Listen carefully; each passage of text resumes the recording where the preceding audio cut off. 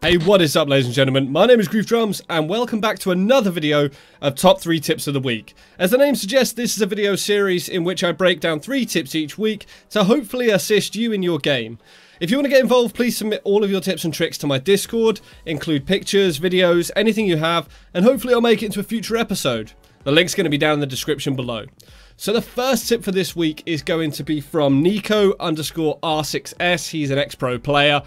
He posted this on his Twitter a little while ago. But as you can see, this is a really cheeky way to get up into the master bedroom on Oregon. I mean, this is ridiculous for those ash rushes. If you know someone's up there, you can just come to the front of the van by spawning in the street, and you can just vault up onto the roof. Now, what I'm going to do is I'm going to go ahead and slow this right down so you can see exactly what's happening. But if you come to the very front of the van, you can't just sprint right the way up. You have to step back just a little bit. Then you get a vault prompt, and by running at sort of a diagonal on the window, on the windscreen, sorry, of the van, you get a vault prompt onto the balcony itself. It's kind of like the fridge you can do this on just outside the double window on this map, but it's really cheeky. It just gets you up here so quickly. Those ash rushes are just going to be insane if you try using this. The best thing about this is you don't really give an audio prompt from rappelling like you normally would by trying to get up to this bedroom window. Instead, you can just vault up onto the cart. The only noise you're going to give away is potentially, if your ash, is the opening of this door with the breaching round, but even still, that's going to sound like it's the main door downstairs. Let me know what you think of this one. And as I said, huge shout out to Nico_R6S on his Twitter for posting this. It's ridiculous, man. So tip number 2 for this week is going to take us over to border, and it is going to be a spawn peek. Although not technically a spawn peek, it's more of an approach peek as the attackers are running up towards the building. It's a disgusting line of sight. I think the first time I saw this used, correct me if I'm wrong, I think it was the Pro Leagues with Fabian, I think. But a long story short, as the attackers come running up here by this AC unit, they just get their heads taken off. This is a disgusting peek, and the thing I really like about this is you don't stand out like a sore thumb like you normally do when you spawn peeking. So by coming into the main hallway, opening up this window on the left, you can do it with the one on the right, but you don't get as good a line of sight. And then punching a hole in this soft wall just here, you can get a really good view all the way down there. As attackers come running up, if they're not paying attention, you can just light them up. Now, even if you don't get the kill, the good thing about this is that you really do damage them, and you also have a quick escape. You can either lie down and crawl away, or you can just run away because the window is quite far away from you. The angle itself is quite difficult to shoot back through. It's really tasty. I mean, even if you just take off half of the attacker's health and get away, you have done a massive job for your team for later in the round. The thing I like about this one, though, is that the stakes aren't quite as high as sticking your head clean out of a window, because you've got that distance, it's unexpected. It's a really cheeky little peek. Now I'm going to go ahead and show it the other way, where I am running up pretending to be an attacker essentially, and as you can see, it's really difficult to spot that single punch hole, especially with the head right up against it. There's no real daylight going through it. It just doesn't stand out.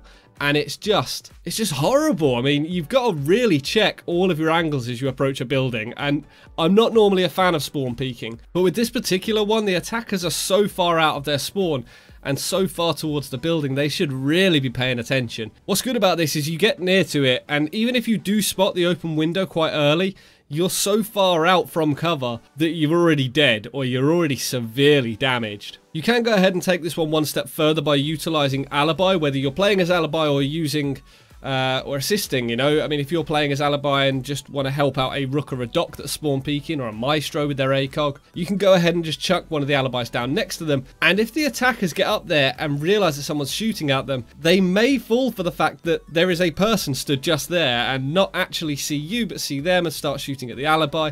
So that could assist you. Just be careful using this one too many times in the same game. I think, you know, as soon as you've used it once, people are going to be looking for it. People are going to know about it, so be careful. The last tip for today comes on Chalet. Now, Chalet is a map that I really enjoy, and this is going to be a short, sharp, quick tip. I very often attack the car garage downstairs, because if you're attacking the trophy room, it's a really good place to get lines of sight from below, certainly a Zofia or something like that. But one thing to really pay attention to is the fact that a lot of people, once the trophy room window is open, seem to migrate towards the hatch. Now, I think the logic behind this is that the window cannot, if someone's at the window, they cannot physically see anyone sat on the hatch. I mean, you get a really tight angle, and they have to push in order to get to you. That's not strictly true, as you can see by the clips in the background, or if you watched my video earlier this week. As soon as I had a call that someone was on top of the hatch, on 2 separate incidents, I managed to open the hatch from below and get the kill on that person, because out of nowhere they're suddenly downstairs and don't expect it. Now this in itself isn't an incredible tip, please don't misunderstand me, but